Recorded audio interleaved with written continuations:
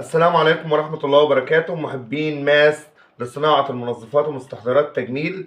النهاردة هنعمل 1 لتر من قاهر الدهون ألا وهو السترس. نتعرف على الخامات مع بعض. معايا 100 جرام أوكزاليك أسيد، معايا 50 جرام ملح ليمون سيتريك أسيد، معايا 50 جرام بيوتايل جلايكول مونو أساير إيثر. المفروض يكون معايا 50 جرام سيماسول اللي هو يونايل فينول نايل ساكسونيت، ولكن انا هستخدم فاتي الكحول مادة صديقة للبيئة اللي هي فاتي الكون ايسوكسينيت الكون. ومعايا 100 جرام كوكوميدو بروبايل بتاين اللي هو البي بي 4 او معزز الرغوة. نبدأ خطوات التصنيع مع بعض. هنبدأ دلوقتي التصنيع. هنقلب المية بتاعتنا كويس. طبعا المية دي مية مكترة، معالجينها بالايديتا اللي هي اسيلين دايمين تترا اسيتيك اسيد علشان تقضي على الاملاح والشوادر بتاعت المية. هنضيف 100 جرام اوكزاليك اسيد ونقلبه كويس.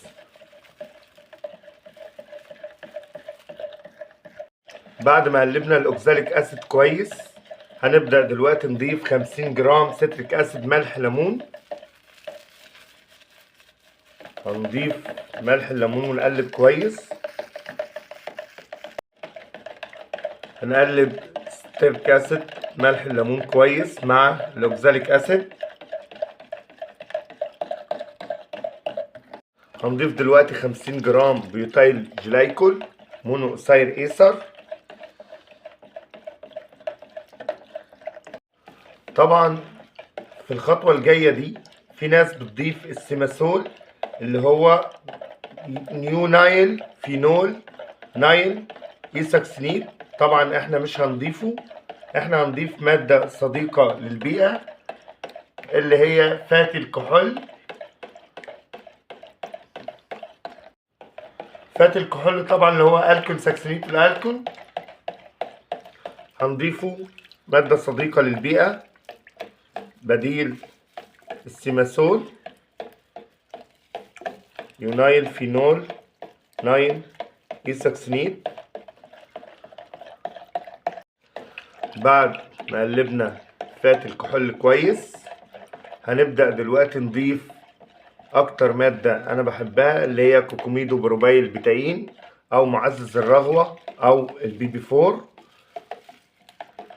ونقلبه كويس.